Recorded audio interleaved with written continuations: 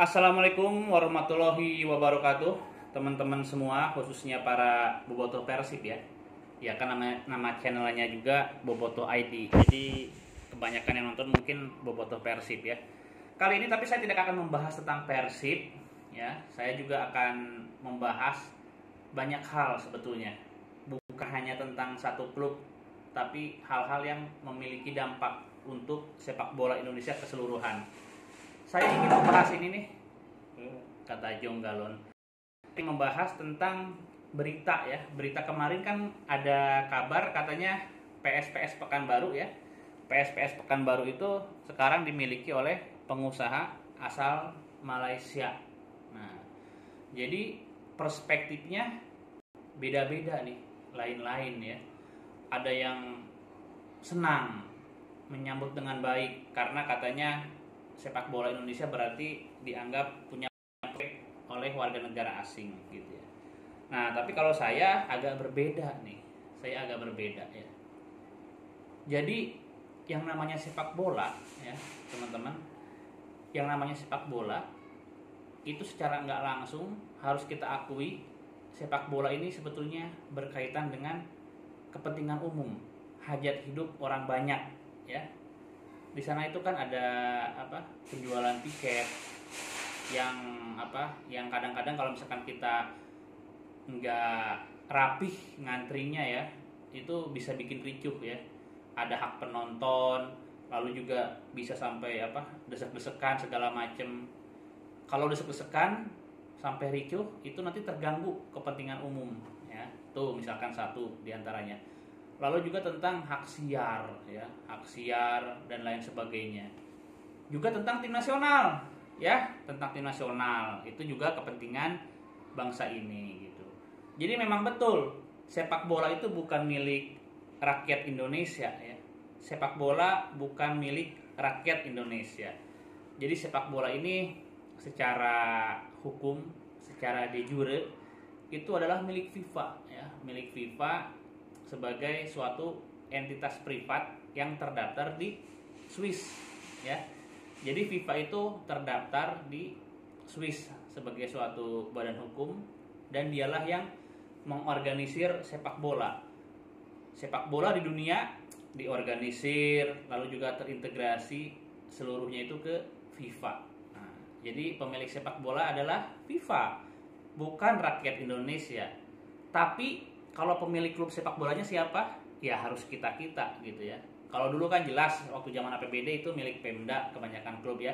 Nah, terus sekarang ketika sudah menjadi klub profesional, ya itu juga pemiliknya adalah orang Indonesia ya. Dibuktikan salah satunya atau hal yang paling penting ya, gini nih.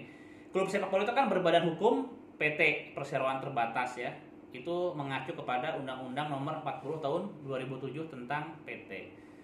Seseorang dikatakan memiliki ya ketika dia itu maksudnya memiliki secara secara kendali gitu ya, ketika seseorang itu menguasai lebih dari 50% saham atau saham mayoritas ya.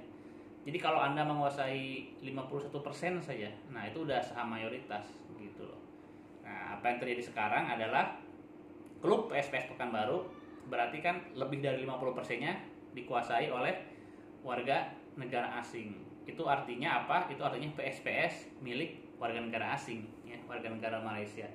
Nah, itu bagaimana tuh? Ya, bagaimana? Jadi kalau kita ngomongin hukum tentang tentang klub sepak bola ya, teman-teman ya. Itu ada dua sistem hukum yang berlaku. Yang pertama adalah tentang aturan komunitas ya, kayak statuta dan lain sebagainya. Itu kan diatur tuh secara secara nggak detail sih, tapi diatur ya, kepemilikan klub tuh bagaimana, terus berbentuk apa dan lain sebagainya. Itu di statuta. Lalu selain statuta juga ini bersinggungan dengan hukum nasional ya. Karena tadi kan udah dikatakan klub sepak bola itu kan berbadan hukum PT, yaitu artinya dia harus mengacu kepada Undang-Undang Perseroan Terbatas Nomor 40 2007 gitu ya. Lalu terlepas dari pemainnya yang tunduk sama hukum komunitas, kan PT juga mempekerjakan pekerja-pekerja lain selain pemain sepak bola. Misalkan karyawan-karyawannya ya, ada tim HRD-nya, media officer dan lain sebagainya gitu. Nah, itu mengacunya kemana? Itu mengacunya ke Undang-Undang Ketenagakerjaan ya. Lalu tentang apa? Investasi segala macam itu mengacunya kemana? Itu mengacunya ke penanaman modal ya, ke penanaman modal, investasi segala macam. Nah, itu hukum nasional gitu ya. Lalu boleh nggak dibeli sama WNA ya? Nah, kalau misalkan kita lihat secara regulasi ya, kita nggak ngelihat apa hal-hal lain selain regulasi doang, aturan doang, ya boleh ya.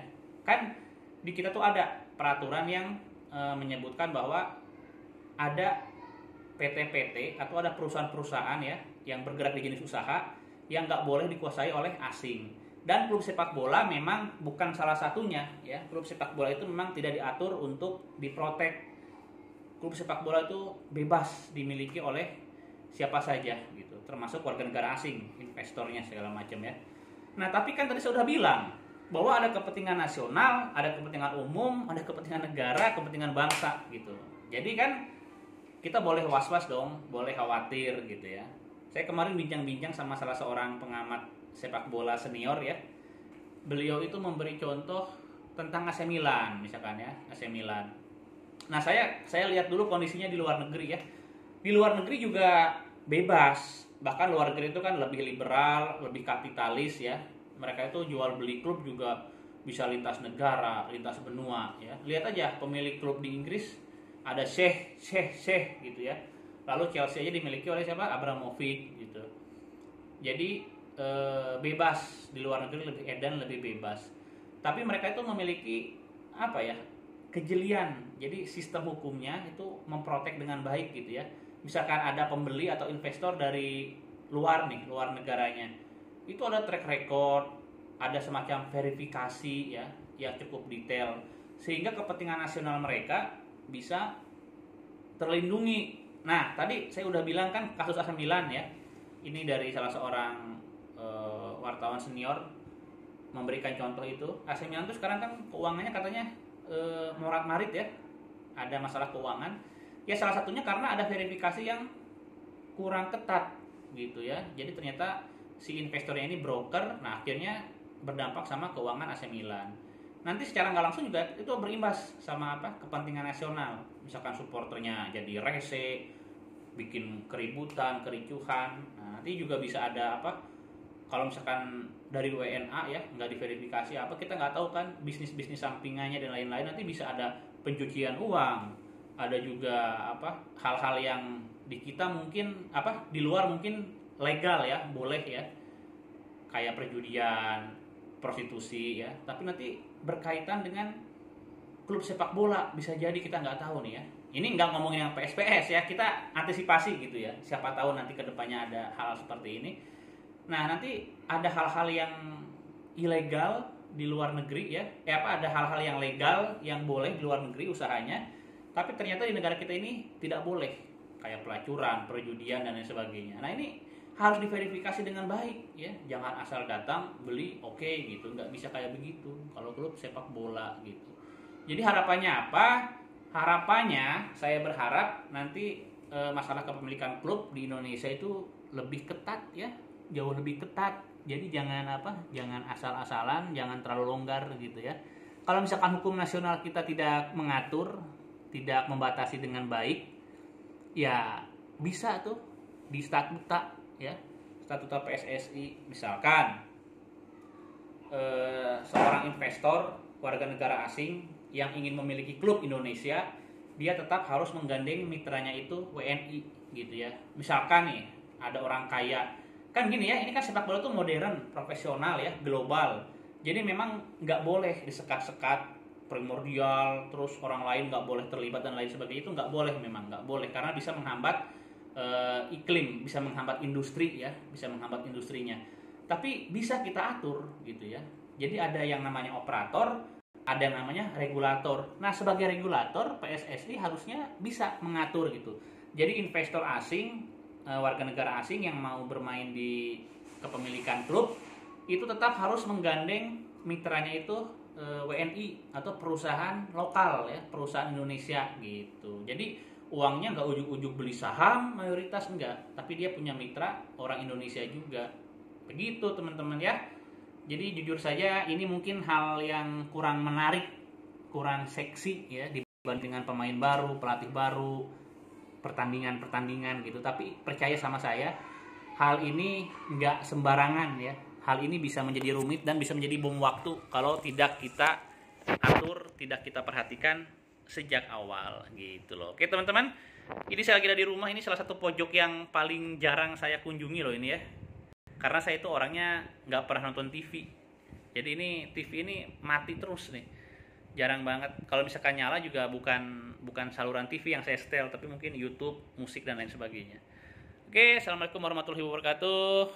Selamat berpuasa dan tarawehan ya.